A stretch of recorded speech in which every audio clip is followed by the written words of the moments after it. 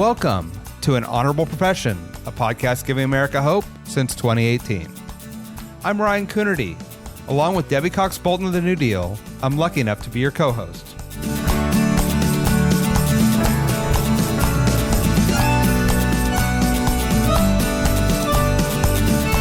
An Honorable Profession is a New Deal Leaders podcast.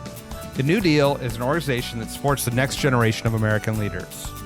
From attorneys generals to state senators to mayors to school board members, these are the people that are pushing policies and politics that will respond to climate change, rebuild our economy, address racial injustice, and restore our democracy. These are incredibly talented people who have dedicated themselves to public service when their country and their communities needed it the most. Check out newdealleaders.org to see what I'm talking about. In 2015, Charleston, South Carolina was rocked by two shootings. On April 4th, Walter Scott was shot in the back by a North Charleston police officer. Then in July, in a shocking act of hate, 9 people in prayer were killed in Mother Emanuel Church. Marvin Pendarvis, a young black attorney, felt called by these tragic events to serve his community. He ran for the city council and barely lost. Then he ran for the state legislature and won. We talk about that path to service, South Carolina politics, and strategies for economic empowerment based on his mother's experience raising 5 kids as a single mom. He has a powerful story and a message about the urgency of making an impact. Enjoy. South Carolina Representative Marvin Pendarvis, welcome to An Honorable Profession. Look forward to talking to you today.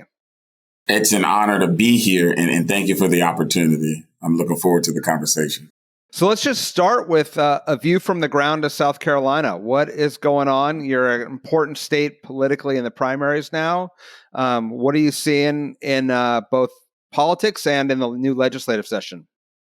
You know, this is my 7th year in the General Assembly. We do our sessions on a 2-year cycle. So this is the 2nd year of a 2-year session. Just coming off of a robust budget debate where we approved a $13.5 billion budget. What I will tell you what South Carolina is doing, there are a number of issues that I think have permeated our state house that come from a lot of national groups. One of the things that we've talked about quite a bit this year and will be debated, we just passed a permitless carry gun bill, which was obviously a debate that got a lot of attention, especially in light of things that have happened nationally with school shootings and just mass shootings in general. And so that sparked a lot of debate here in the South Carolina General Assembly. We're also dealing with the big debate that we're getting ready to have over the next couple of weeks with diversity, equity, and inclusion and college campuses and how that looks. There's a bill that's made its way to the House floor where we will be debating that in a couple of weeks. And so it's been a busy session. I will tell people it's probably one of the busier sessions that I've had just because each week we're not only just taking up substantive bills, but we're doing a lot of committee work as well. And the bills that have made it to the House floor for debate have been ones where they've obviously sparked a lot of attention nationally, and even with just the news media looking into the issues that we're talking about, but even more so amongst the members. Obviously, there's going to be a partisan divide with a number of these issues. A lot of these issues are social issues, and we can't ignore the fact that it is an election year, and that's a driving point as well, not only for the General Assembly, but also a presidential election year where a lot of these issues are being talked about on a national level and have trickled down into our state house. So it's been a busy session, a productive one for sure, but one that we're continuing to plow through. How do you, you're working from the minority, how do you make sure that your voice and more importantly, your constituents' voice are heard in the process through these, some of these bills? Well, I've always prided myself on making sure that I was available to the people and responsive to their needs. And there isn't a vote that I take or a bill that I read where I'm not thinking about the 40,000 people that I represent back home in the city of North Charleston. And so I think about that often, and I let their viewpoints drive me into my decision making, and especially letting them know that not only do they have an informed representative, but they have a representative that's responsive to their needs and makes it a point to bring them into this discussion, because, I'm just a representative of the people. I'm their voice here in Columbia.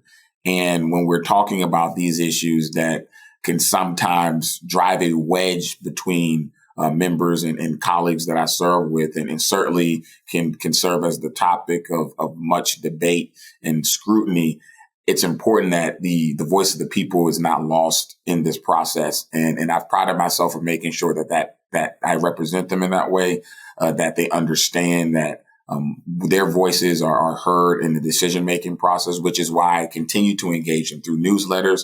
Obviously, social media is a big part of how I engage my constituents. I take numerous emails from them. I'll host groups here in Columbia at the State House. It's the people's house, and I want people to know that they can come here anytime and set up meetings and ask questions of their representative, because it's important that I represent them in the best way, and that they understand that the issues and the concerns that they have are legitimate, and they're being taken into consideration throughout the debate process. And I try to do that. And it's what I've done the 7 years that I've been up here, and will continue to do. And you have to raise objections to problematic legislation, but you also have to move your agenda forward. What are your goals for this legislative session? Well, I've got a pretty, what I'll say is my agenda changes each year. For this year, I've been very narrowly focused on particular issues. For me, the biggest issue this year is economic empowerment. How do we give people the tools necessary in order to be productive from an economic standpoint? So how do we change the conditions that exist within certain underserved communities? How does that look through education, making sure that we're giving people opportunities to get a quality education that's going to allow them to lead a quality life and really help communities thrive. We know when we have thriving schools, we have thriving communities, making sure that there are job opportunities that exist in real unique ways, connecting people to the many industry that's coming to South Carolina. And so many of the bills that I filed, and much of the legislation that I support, is geared toward that. So my agenda is one that's economic based. I'm about how do we put people in positions to succeed, not only put money in their pocket, but giving them the tools necessary for them to be able to be successful. So I filed several pieces of legislation that'll allow us to do that, whether that be tax incentives, whether that be development opportunities that exist within local municipalities, whether that be bills dealing with rental units and how we deal with evictions, and education bills that I've supported that'll allow us to be able to make sure that we're supporting our teachers, we're supporting the students in our classrooms, and giving them the support that they need, because it's all about building thriving communities for me. That is something that I said when I first got elected, and it's something that I continue to preach, because I truly believe when we take care of the whole person, when we take care of the whole community, we build a community that can thrive on its own. And I think government plays a role in making sure that these communities have the resources so that the people that live there can be successful. And when we take care of the people that live there, then those communities will thrive, and we can have a society that we can be proud of. And that's generally what I've preached, and certainly what the legislation that I filed and continue to support touches on. And what's the support like from a bipartisan point of view for that legislation? How do you bring folks together to drive that agenda? What I tell my colleagues, thriving communities doesn't have an R or a D. Thriving communities aren't red or blue. And the people that exist in these communities need us to support them as their representatives, making sure that we're doing everything that we can in our capacity as elected officials to take care of them and to make sure that they're thriving in a way that's going to be meaningful and going to bring about the kind of change. And so I talk to my colleagues on both sides of the aisle, and I try to make the economic case. I try to make the human case. And in understanding that these constituents that I serve, they all don't look like me. They all don't vote like me. And we pride ourselves on the diversity that exists within our community, and that we need to be able to support legislation that's going to promote people, that's going to promote growth, that's going to support the institutions that exist within our communities. And we've been successful. Our team has been successful in selling that message to my colleagues on the other side of the aisle. Certainly, it's not an easy task being in the superminority here in South Carolina, but we do the best that we can. It's being in the superminority, I think it's more incumbent upon us and raises the stakes as far as forcing us to be able to work across the aisle, building relationships with people on various committees and building relationships with the members of the General Assembly so that we can get things done, deliver for our district, and making sure that we're taking care of the people of South Carolina. I'm curious your thoughts, because I think the Democratic Party nationwide has made some real investments in economic opportunity through the Infrastructure Act and beyond, Inflation Reduction Act. But it doesn't seem to resonate with people in terms of support or trust in the Democrats to deliver on the economy. What do you think nationally Democrats need to do better to get that economic message across and have people really believe in this approach to economic empowerment? Well, I'm a proud Democrat, and I'm not afraid to say this, and I've told my colleagues this. We have a messaging problem in the Democratic Party. And that has been the issue, because Democrats, if you look at it nationally, things are getting done under this administration. But the problem is the people back home, the people that are being impacted by this, are not seeing how the successes of this administration are affecting them. And so I'll give you an example.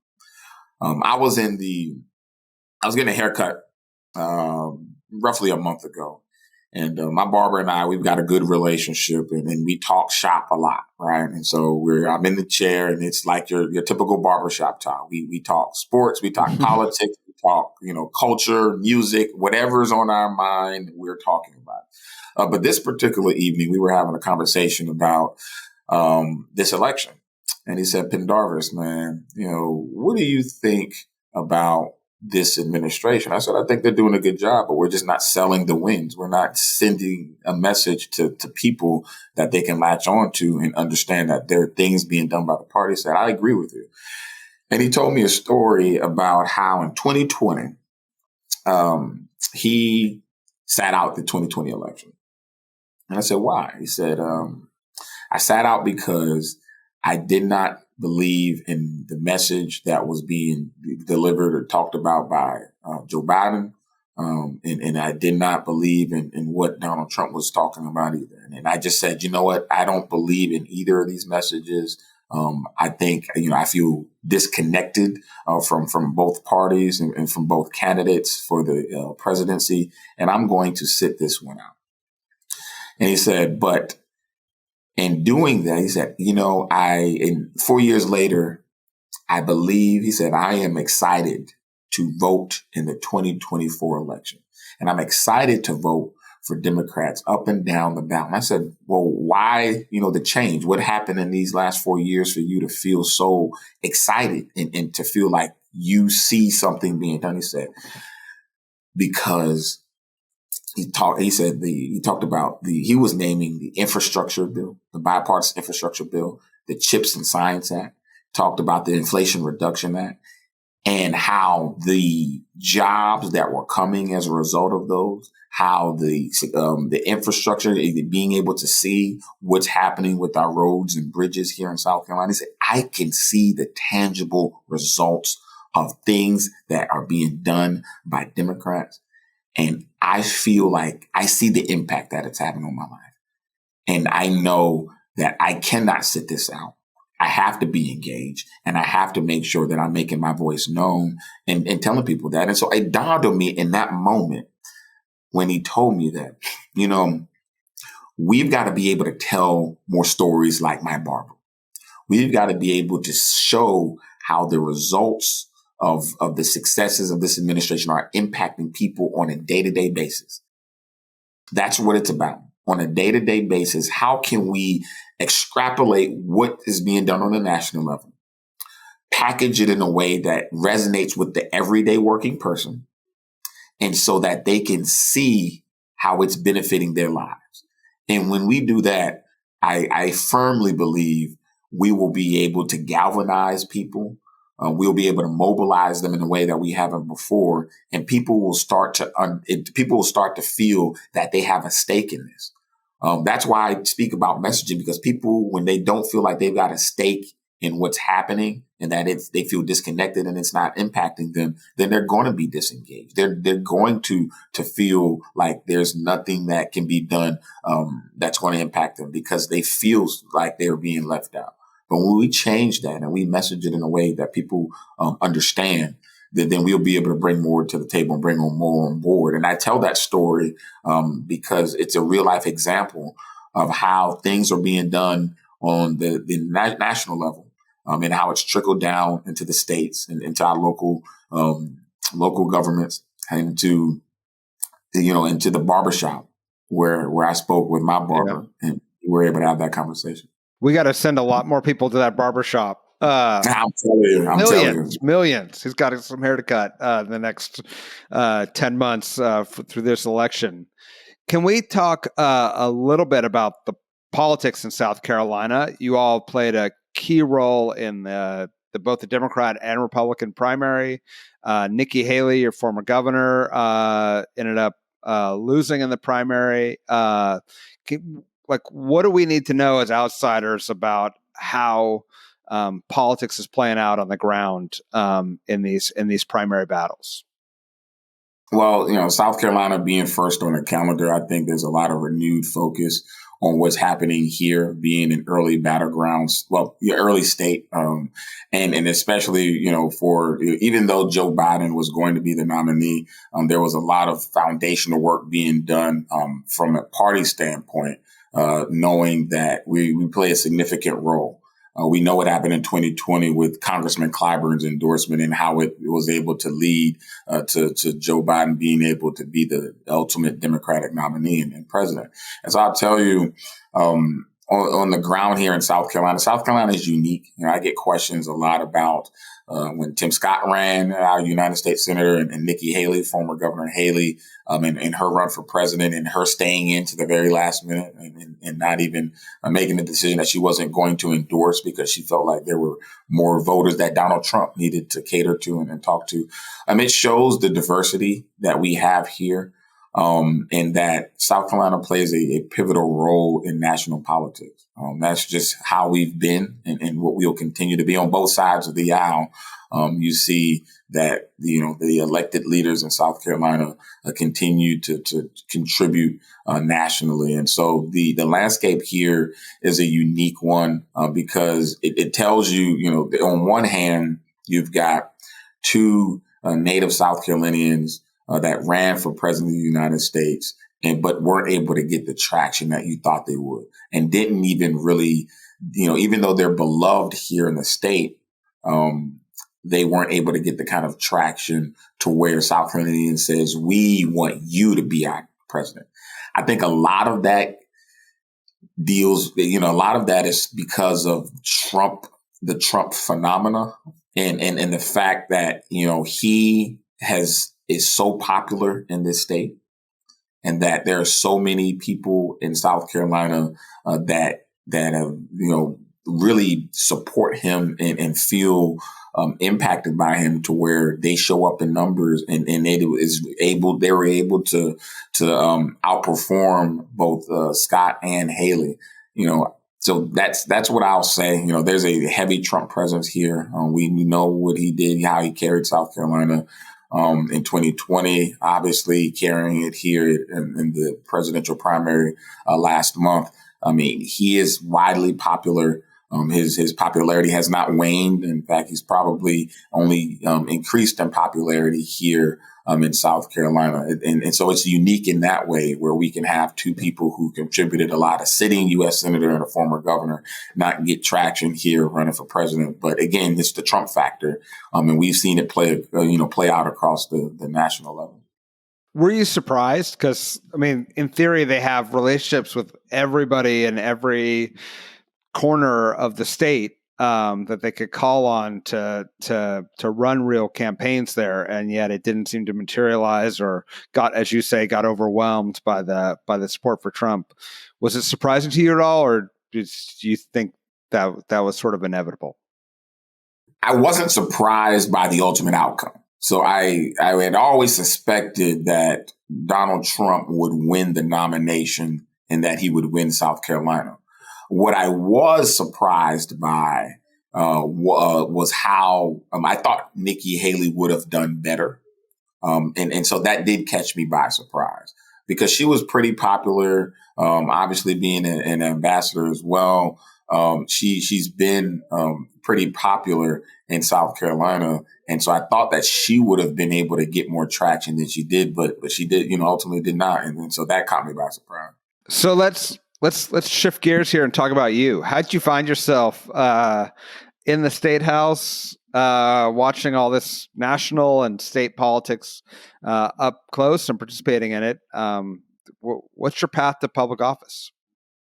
I'm just a kid from Charleston Farms, a small community in North Charleston. And, my story is a story of grit and determination and overcoming odds and being in a position where I could help people and ultimately deciding that I wanted to take the plunge to get into public office.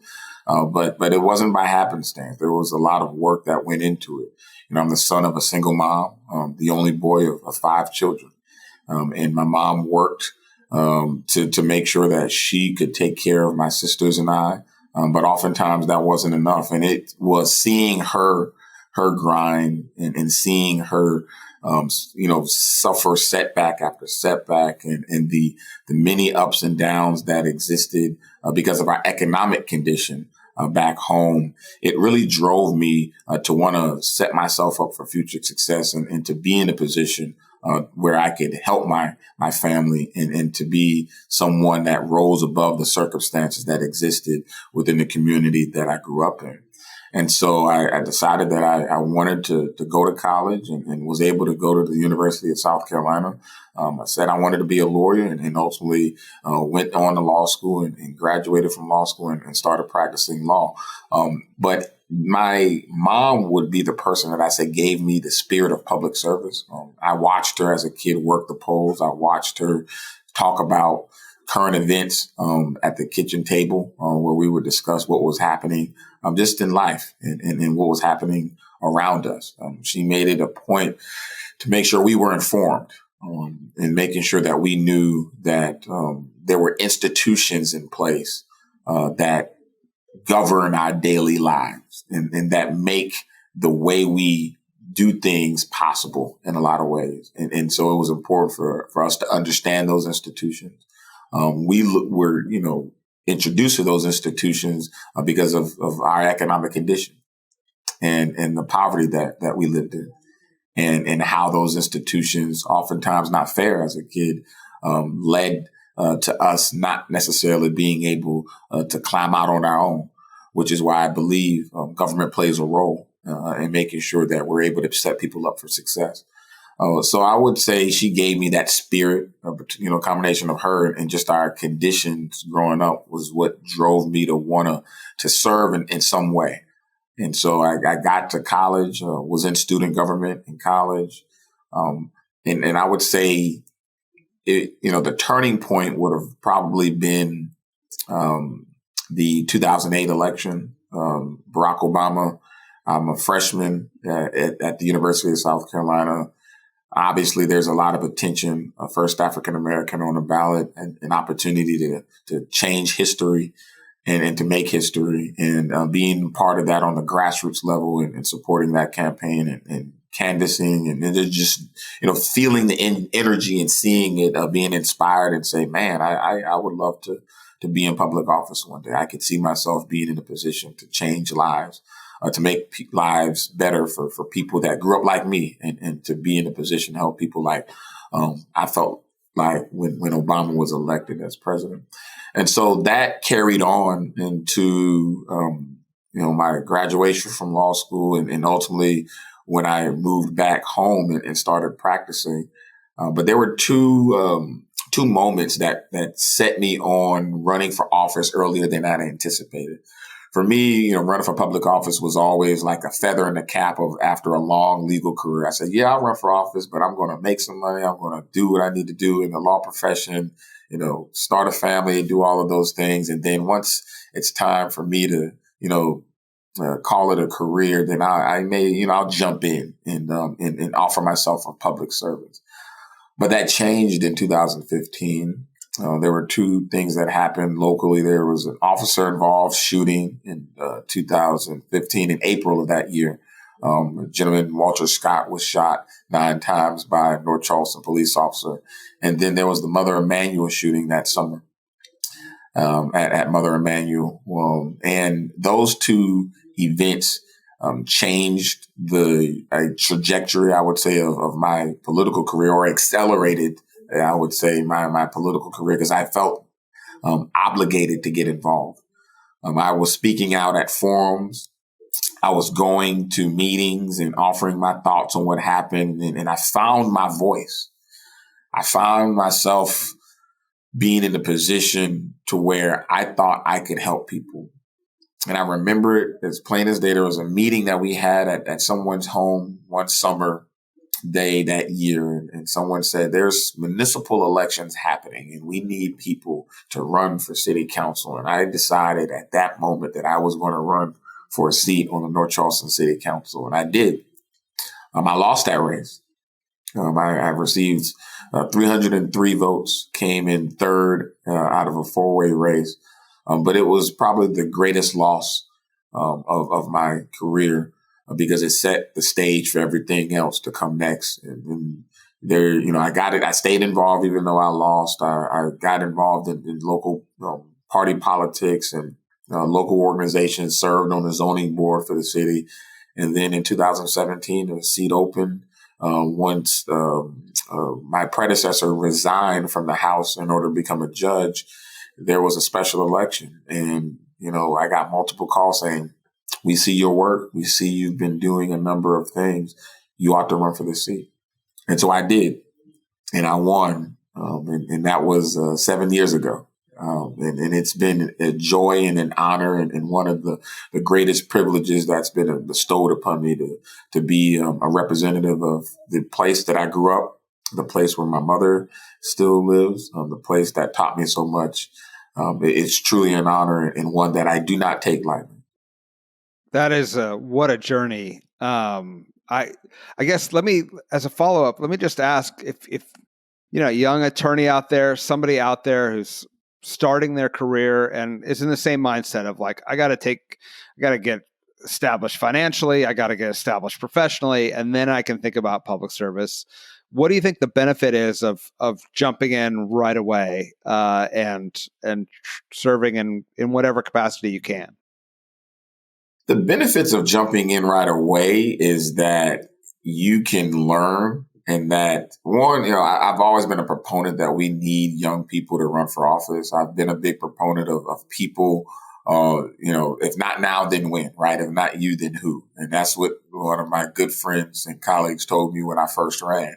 And so I've always been a big proponent of young people doing that. But there's so many benefits. If you look at some of the, I'll give you a historical perspective why this is important, and then I'll kind of come, things will come full circle. But if you look at it historically, and if you look at this country's history, and the biggest movements that set the stage for so many of the things that exist today, right?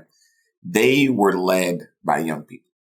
If you look at the civil rights movement, right? If you think about what happened, if you think about what happened with so many of the rights and liberties that we are able to have, so many of those movements were started by young people who saw that they had a voice, that did not necessarily wait until they were told to do it, but said, you know what, we have something to offer and we can offer it now. And it's in that same spirit that I serve, and why it's important that I encourage young people to run, because there's so much that you can offer. It's a new perspective.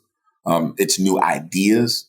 It's an opportunity to learn and to immerse yourself in a system that you've been able to grow and see and observe as young folks. And I think there needs to be diversity of opinions and ideas and backgrounds in any legislative body.